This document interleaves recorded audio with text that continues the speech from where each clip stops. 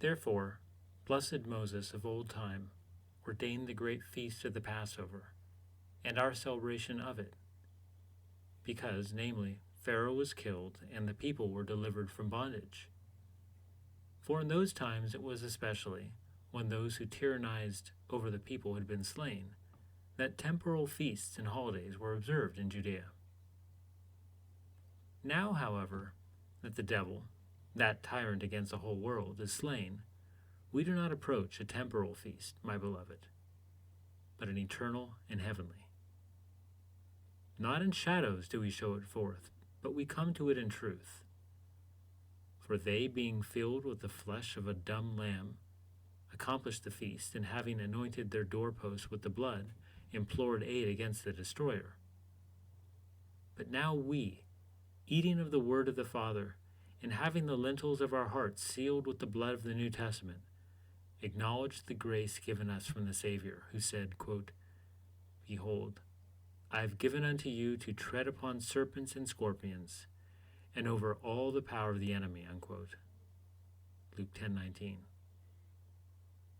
For no more does death reign, but instead of death, henceforth is life, since our Lord said, quote, I am the life, unquote. John 14:6. So that everything is filled with joy and gladness. As it is written, quote, The Lord reigneth, let the earth rejoice, unquote. Psalm 97:1. St. Athanasius. Letters. Chapter 20. The Beast and the False Prophet. Revelation 13. The book of Revelation is a covenant document. It is a prophecy like the prophecies of the Old Testament. This means that it is not concerned with making, quote, predictions, unquote, of astonishing events as such. As prophecy, its focus is redemptive and ethical. Its concern is with the covenant. There is not a chance that the biblical authors would have thought it important to prophesy about Cobra helicopters, which would be rendered obsolete by, quote, blue thunder, unquote, or personal computers, or chewing gum, or space shuttles. Nor would they have been interested in foretelling the future of the United States of America, the Soviet Union, or the Grand Duchy of Luxembourg. The point is not that these things are unimportant, in varying degrees, or that, quote, spiritual, unquote, Christians should not be concerned about all areas of life. We should. But the point is that the Bible is God's revelation about his covenant with his people. It was not written to satisfy our curiosities about the common market or the prime rate of interest. It was written to show what God has done to save his people and glorify himself through them. Therefore, even when God speaks of the Roman Empire in the book of Revelation, his purpose is not to tell us exciting bits of news about life at Nero's court. He speaks of Rome only in relation to the covenant and the history of redemption. The Roman Empire is not seen in terms of itself, but solely in terms of 1, the land, Israel, and 2, the church. The beast from the sea. The Roman Empire is symbolized in Revelation as a ravenous, ferocious animal, untamed and under the curse. John says its appearance was like a leopard, a bear, and a lion, Revelation 13:2. The very animals used to describe the first 3 of the 4 great world empires in Daniel 7:1-6, Babylon, Medo-Persia, and Greece. Compare Daniel's description of the same empires under a different symbol in Daniel 2:31-45. The 4th empire, Rome, partakes of the evil beast-like characteristics of the other empires. But it is much worse. Quote, Behold, a 4th beast, dreadful and terrifying and extremely strong, and it had large iron teeth. It devoured and crushed and trampled down the remainder with its feet. And it was different from all the beasts that were before it. and it had 10 horns, unquote. Daniel 7:7. The beast of Revelation is clearly the Roman Empire. This beast, however, is not just an institution, but a person. Specifically, as we shall see, the Emperor Nero. How could this symbol have referred to both the empire and the emperor? Because, in a sense, particularly the way the Bible looks at things, the two could be considered as one. Rome was identified with its leader. The empire was embodied in Nero. Thus, the Bible can shift back and forth between them, or consider them both together under the same designation. And both Nero and the empire were sunk in degrading, degenerate, bestial activities. Nero, who murdered numerous members of his own family, including his pregnant wife, whom he kicked to death, who was a homosexual, the final stage in degeneracy, Romans 1:24-32, whose favorite aphrodisiac consisted of watching people suffer the most horrifying and disgusting tortures, who dressed up as a wild beast in order to attack and rape male and female prisoners, who used the bodies of Christians burning at the stake as the original, quote, Roman candles, unquote, to light up his filthy garden parties, who launched the first imperial persecution of Christians at the instigation of the Jews in order to destroy the church. This animalistic pervert was the ruler of the most powerful empire on earth, and he set the tone for his subjects. Rome was the moral sewer of the world. Let's consider what the book of Revelation tells us about Nero/Rome, the beast. First, John saw him, quote, coming up out of the sea, unquote, Revelation 13:1. In a visual, dramatic sense, of course, the mighty Roman Empire did seem to arise out of the sea, from the Italian peninsula across the ocean. More than this, however, there is the biblical symbolism of the sea. At the original creation, the earth was a fluid, formless, uninhabitable mass of darkness, which the light of the Spirit, quote, overcame, unquote, Genesis 1:2, John 1:5. Obviously, there was no real conflict between God and his creation. In the beginning, everything was, quote, very good, unquote. The sea is most fundamentally an image of life. But after the fall, the picture of the raging deep is used and developed in Scripture as a symbol of the world in chaos through the rebelliousness of men and nations against God. Quote, the wicked are like the tossing sea, for it cannot be quiet, and its waters toss up refuse and mud, unquote. Isaiah 57:20, compare 17:12. Thus John is told later that, quote, the waters which you saw are peoples and multitudes and nations and tongues, unquote. Revelation 17:15. Out of this chaotic, rebellious mass of humanity emerged Rome, an entire empire founded on the premise of opposition to God. Second, John saw that the beast had, quote, 10 horns and 7 heads, unquote.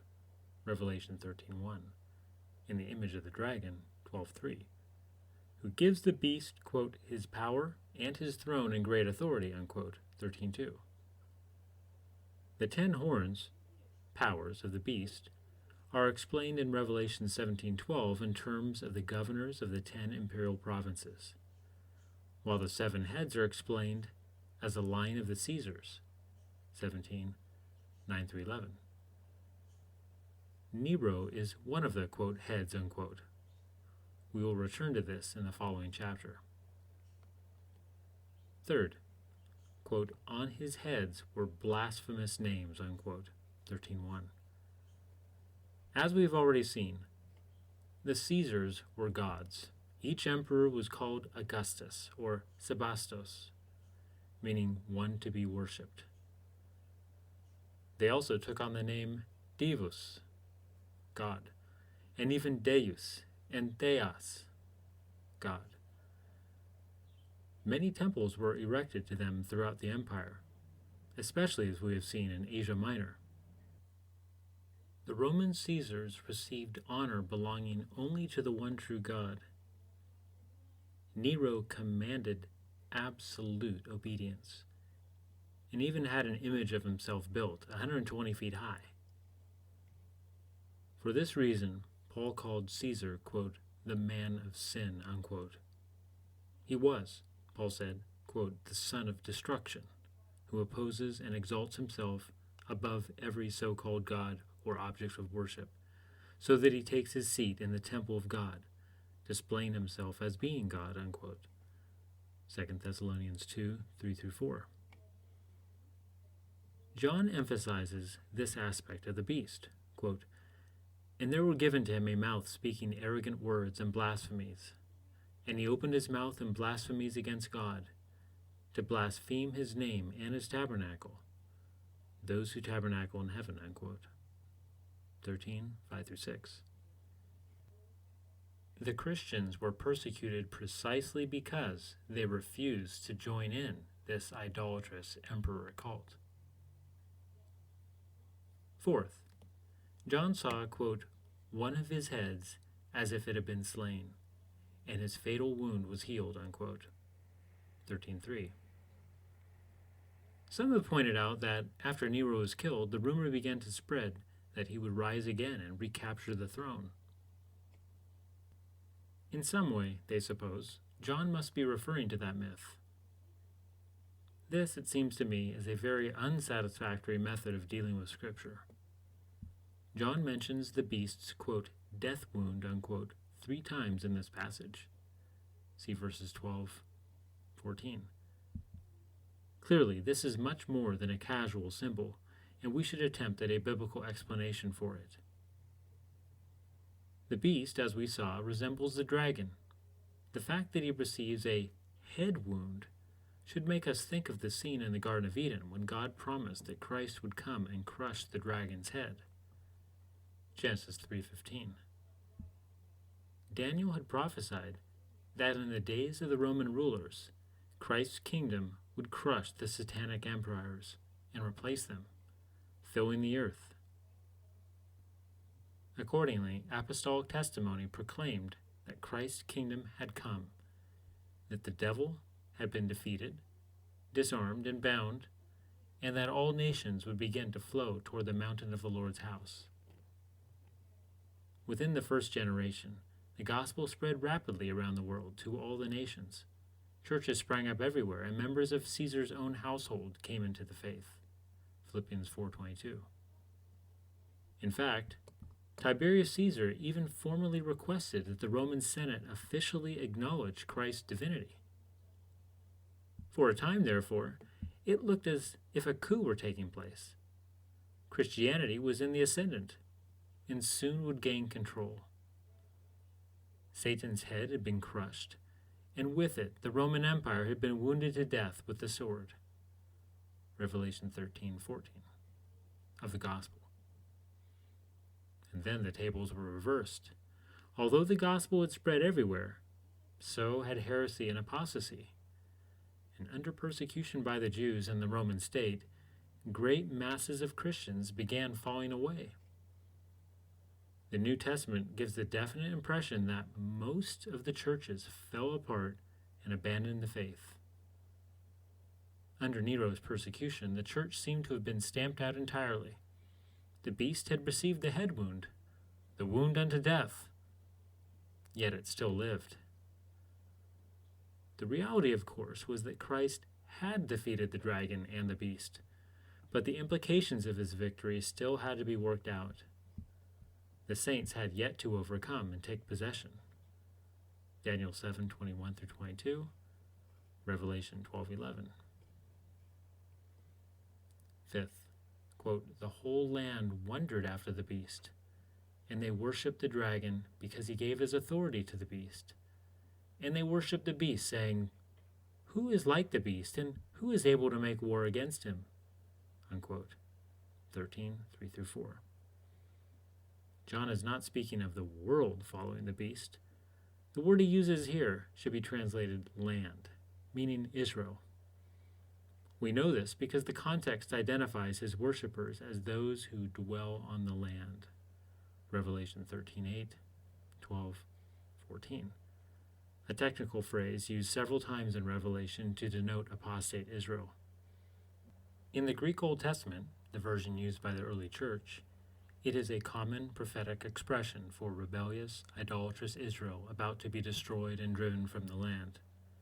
Jeremiah 1:14, 10:18, Ezekiel 7:7, 36:17, Hosea 4:1, 3, Joel 1:2, 14, 2:1, Zephaniah 1:8. Based on its original usage in the historical books of the Bible for rebellious, idolatrous pagans about to be destroyed and driven from the land. Numbers 32:17, 33:52, 55, Joshua 7:9, 9:24, Judges 1:32, 2 Samuel 5:6, 1 Chronicles 11:4, 22:18, Nehemiah 9:24. Israel had become a nation of pagans and was about to be destroyed, exiled, and supplanted by a new nation. It is true, of course, that Nero was loved all over the empire as the benevolent provider of welfare and entertainment. But it is Israel in particular which is condemned for emperor worship. Faced with a choice between Christ and Caesar, they had proclaimed, "We have no king but Caesar." John 19:15. Their reaction to Caesar's apparently victorious war against the church, Revelation 11:7, was awe and worship. Israel sided with Caesar and the empire against Christ and the church. Ultimately, therefore, they were worshiping the dragon. And for this reason, Jesus himself called their worship assemblies synagogues of Satan. Revelation 2:9, 3:9.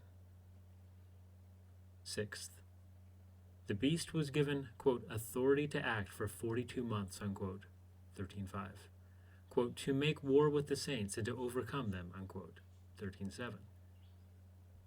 The period of 42 months, 3.5 years, a broken 7, is a symbolic figure in prophetic language, signifying a time of sadness when the enemies of God are in power, or when judgment is being poured out, taken from the period of drought between Elijah's first appearance and the defeat of Baal on Mount Carmel.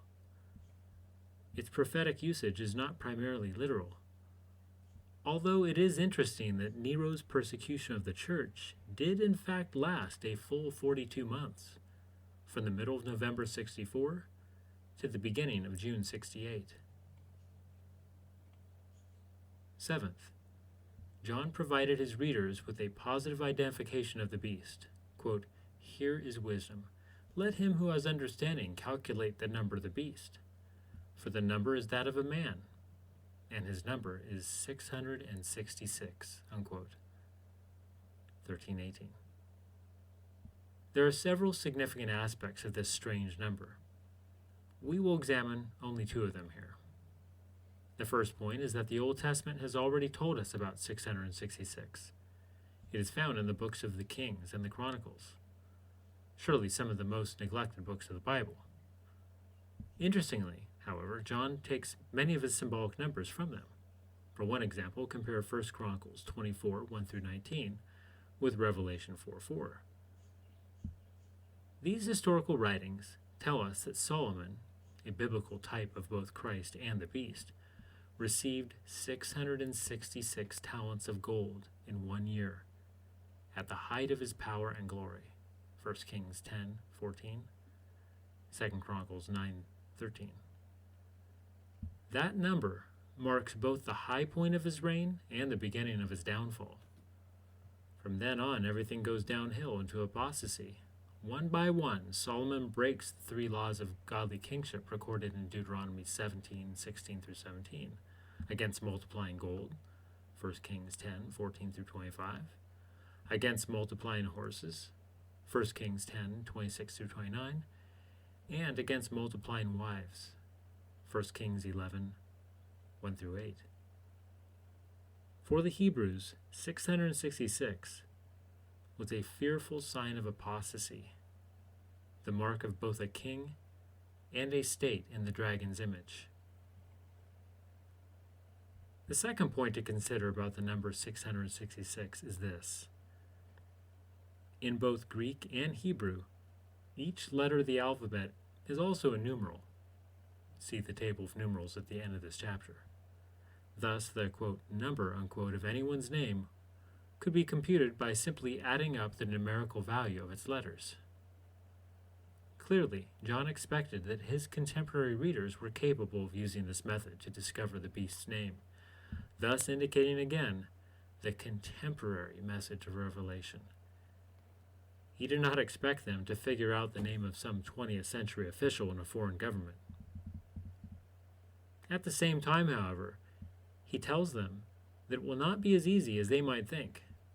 It will require someone, quote, who has understanding, unquote. For John did not give a number that could be worked out in Greek, which is what a Roman official scanning Revelation for subversive content would expect. The unexpected element in the computation was that it had to be worked out in Hebrew, a language which at least some members of the churches would know. His readers would have guessed by now that he was speaking of Nero, and those who understood Hebrew probably grasped it instantly. The numerical values of the Hebrew letters in Nero Kaiser, are 50, 200, 6, 50, 100, 60, 200, thus 666. It is significant that all early Christian writers, even those who did not understand Hebrew and were therefore confused by the number 666, connected the Roman Empire, and especially Nero, with the beast. There should be no reasonable doubt about this. John was writing to first-century Christians, warning them of things that were, quote, shortly, unquote, to take place. They were engaged in the most crucial battle of history, against the dragon and the evil empire which he possessed. The purpose of the revelation was to comfort the church with the assurance that God was in control, so that even the awesome might of the dragon and the beast would not stand before the armies of Jesus Christ. The number of man is 6. Genesis 1:27-31. Christ was wounded in his heel on the 6th day, Friday. Yet that is the day he crushed the dragon's head. At his most powerful, John says, Nero is just a 6, or a series of 6s, never a 7.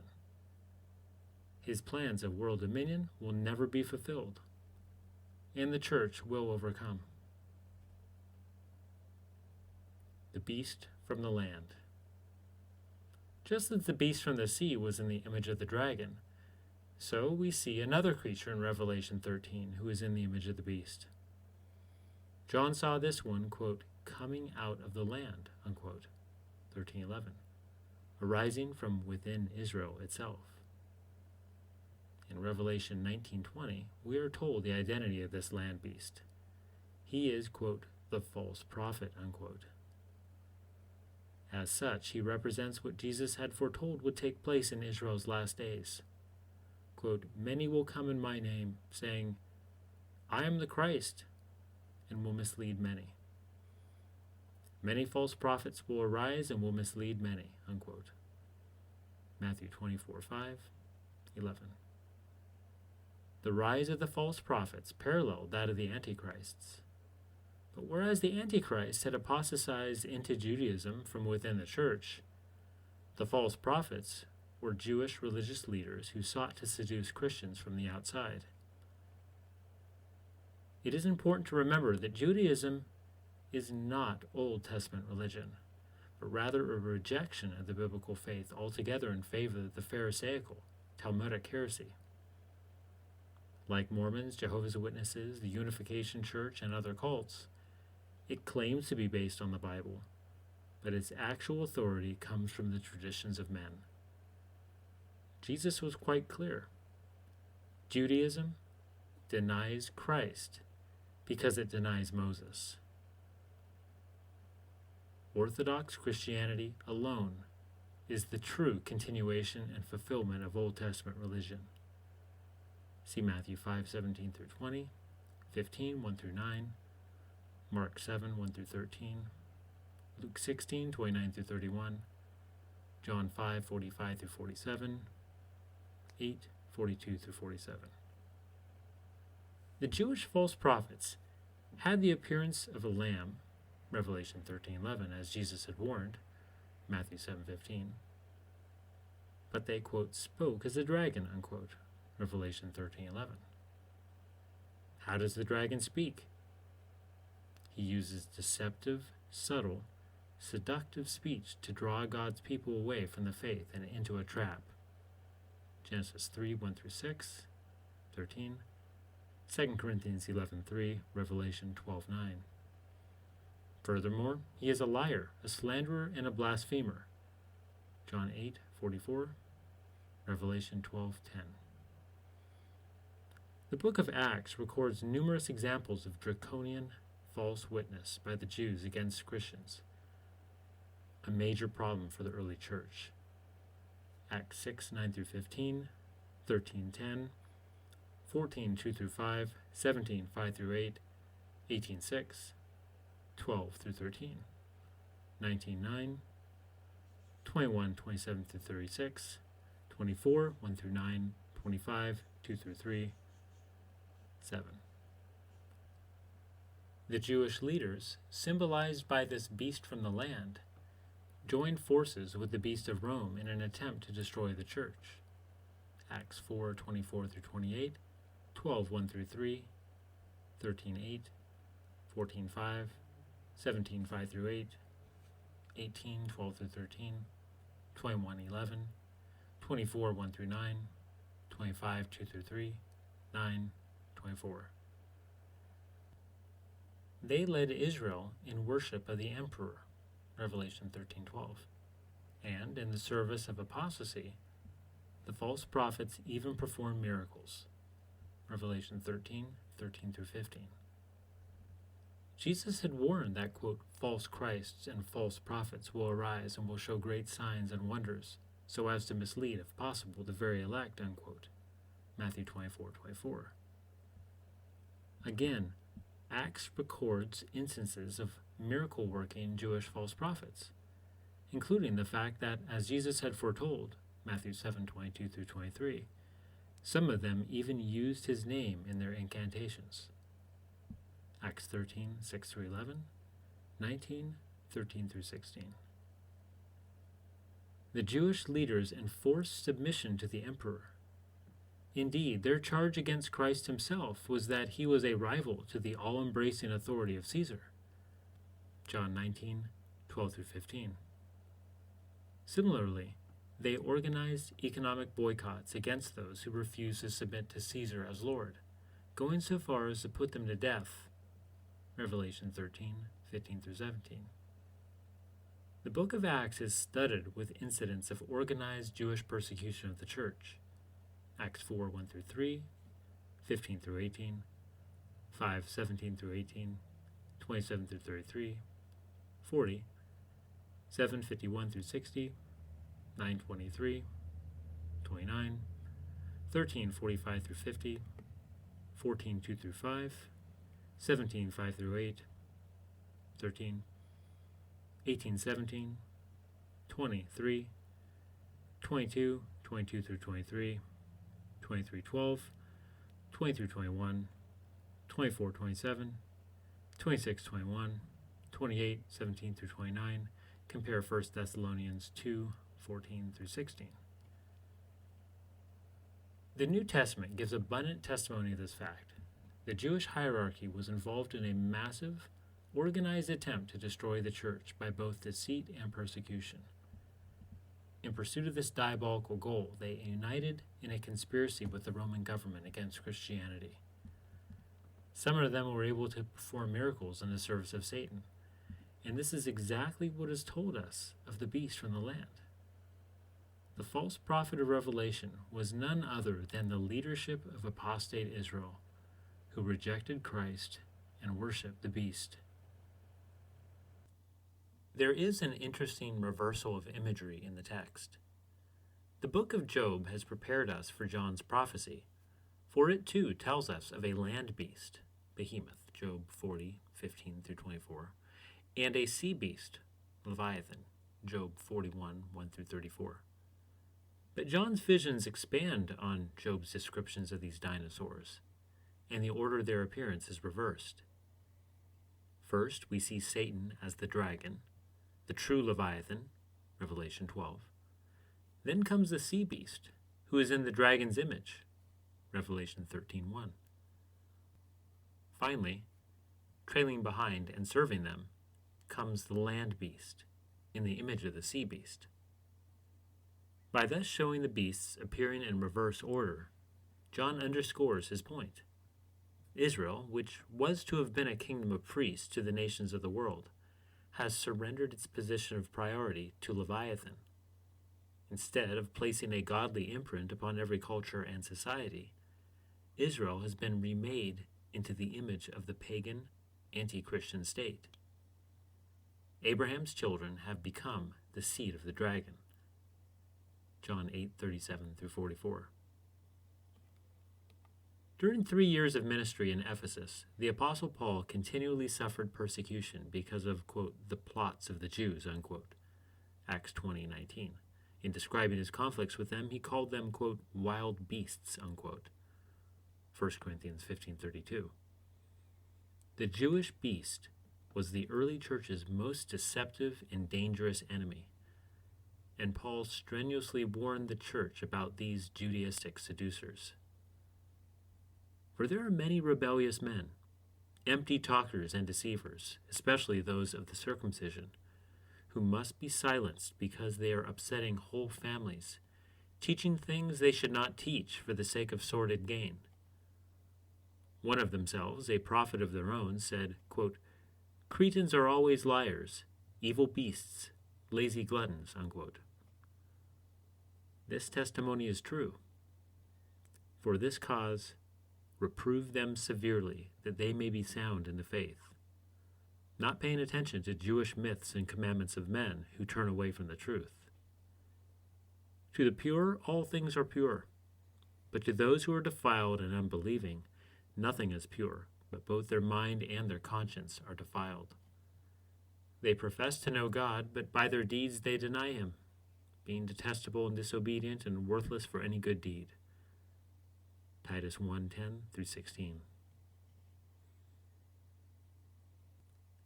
Narrator's note.